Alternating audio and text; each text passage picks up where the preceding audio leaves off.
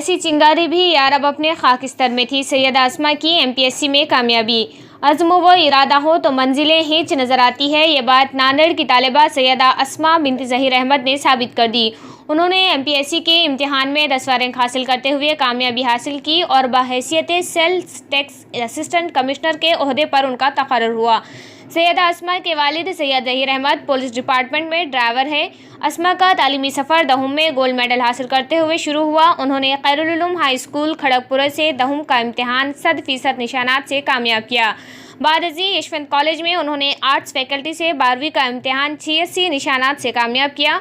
Yashwant college से graduation की तकमील कॉमर्स फैकल्टी से 80% निशानात हासिल करके की। इनकी जहानत के पेश नज़र 2004 में सर सैयद टैलेंट स्कॉलरशिप से नवाजा गया। वो अपने वालिदैन की सबसे बड़ी दुख्तर हैं। उनसे छोटी बहन निदा आयशा एमबीबीएस की तालिबा हैं। एक और बहन सारा अंजुम साइंस से 12वीं कर रही हैं। सबसे छोटी बहन सूफी नाज शशुम की तालिबा है। वालिदा खुद भी ग्रेजुएशन है। सैयदा अस्मा ने बताया कि उन्होंने ये सारी कामयाबी बग़ैर कोचिंग के हासिल की। अपनी स्टडी का मामूल बताते हुए होनहार सैयदा अस्मा ने बताया कि उन्होंने अपने वालिदैन की ख्वाहिशात की तकमील पे ये ओहदा हासिल किया। सैयदा अस्मा सुबह सवेरे स्टडी के लिए तैयार हो जाती थी और सवालिया पर्चे हल किया करती थी और ऑनलाइन मफाद से उन्होंने इस्तेफादा किया। इस तरह ना सिर्फ वालिदैन बल्कि शहर के मुस्लिम तालिबात की मुबारकबाद की भी मुस्तहिक ठहरी। आला पुलिस अफसरान ने भी इन्हें मुबारकबाद पेश की। अस्सलाम वालेकुम।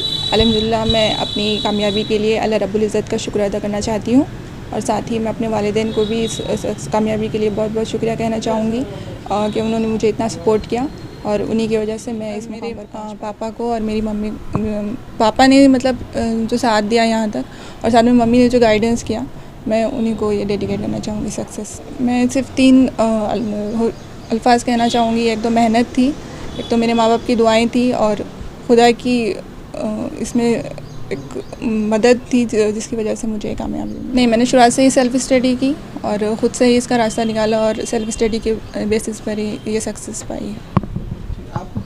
कौम की मदद करने का जज्बा शुरुआत से ही था मुझ में तो मैंने सोचा कि ये एक बहुत अच्छा प्लेटफॉर्म है जहाँ पर आप हर कोई भी फील्ड हो वहाँ पर आप कौम की मदद कर सकते हैं, तो इसीलिए ये फील्ड चुनी मैंने। आपकी स्टडी करने का तरीक़ा कैसा होता है? शुरुआत से ही मैं ऐसा करती थी कि सुबह जल्दी उठकर मैं ज़्यादातर फोकस करती थी अपनी स्टडी पे और साथ में पीरियोडिकल जो क्वेश्चन पेपर सॉल्व करना है या फिर गाइडेंस लेना है तो मैं ऑनलाइन गाइडेंस ले लिया करती थी। फिर अगर कोई प्रॉब्लम आ रही है तो फिर उसी क्वेश्चन पेपर के थ्रू जाकर मैं देखती थी कि कमीशन क्या मुझसे पूछना चाहता है, तो उसी तरह से फिर मैंने तैयारी की और पीरियोडिकली कभी कभी ऐसा होता था कि आप बिल्कुल फेलियर हो जाता है, मतलब ऐसा लगता है कि हो नहीं पाता, तो फिर मैं अपने पेरेंट्स से बात कर लिया करती थी। वो एक बहुत अच्छा मुझे इंकरेजमेंट मिलता था। आपके पेरेंट्स का बैकग्राउंड क्या है, मतलब तालीम में वालिद साहब क्या? हाँ, मेरे माँ बाप दोनों भी, मम्मी और पापा दोनों भी हाईली एजुकेटेड हैं। मम्मी जो है ग्रेजुएट हैं और पापा भी एमए इंग्लिश हैं, तो शुरुआत से ही उनका सपोर्ट था तालीम के लिए। उन्होंने मेहनत की मेरे लिए और जब भी मुझे कोई परेशानी आती थी मुझे ऐसा लगता है कि उनकी तालीम याफ्ता बैकग्राउंड होने की वजह से मुझे काफ़ी मदद मिली। आपकी पहली जमात से लेकर 10वीं जमात, 10वीं के बाद से आप कैसे तालीम बताइए? पहली से जामिया दहुम तक मैं उर्दू मीडियम से थी। उसके बाद फिर मुझे ऐसा लगा कि अगर मुझे सिविल सर्विसेज में जाना है तो आर्ट्स स्ट्रीम और वो भी इंग्लिश मीडियम पर ज़्यादा फोकस करना चाहिए, तो फिर मैंने आर्ट्स स्ट्रीम इंग्लिश मीडियम से यशवंत कॉलेज से किया। उसके बाद फिर ग्रेजुएशन भी किया, हालांकि यशवंत कॉलेज में अवेलेबल नहीं था इंग्लिश मीडियम से बीए, फिर भी मैंने सेल्फ स्टडी ज़्यादातर करके वहाँ से फिर बीए किया और फिलहाल मैं एमए इकनॉमिक्स कर रही हूँ। आप आने वाली जो लड़कियाँ हैं उनको क्या मैसेज देना चाहेंगे? मैं ये मैसेज करना चाहूँगी कि आप हार्ड वर्क करते रहिए और एक पेशेंस बहुत इंपॉर्टेंट चीज़ है। कोई किसी भी चीज़ को अगर आपको सक्सेसफुल होना हो तो आपको पेशेंस रखना पड़ेगा। ये नहीं कि अगर थोड़ी सी नाकामी की वजह से आप मायूस हो जाएं और फिर रास्ता छोड़ दें, आपको मेहनत करनी पड़ेगी। और स्पेशली मैं एक मैसेज देना चाहती हूँ उनके सारे वालिदैन को, फैमिली को, कि वो सपोर्ट करें। अगर आपको टैलेंट है आपकी फैमिली में, आपके इर्द गिर्द, तो प्लीज़ उसको सपोर्ट कीजिए, उसे आगे बढ़ने दीजिए।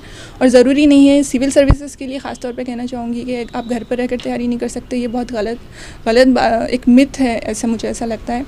आप कहीं भी हो, कैसे भी हो, अगर आप में अगर शिद्दत हो चाहने की तो वो कहीं भी आपको मिल सकता है।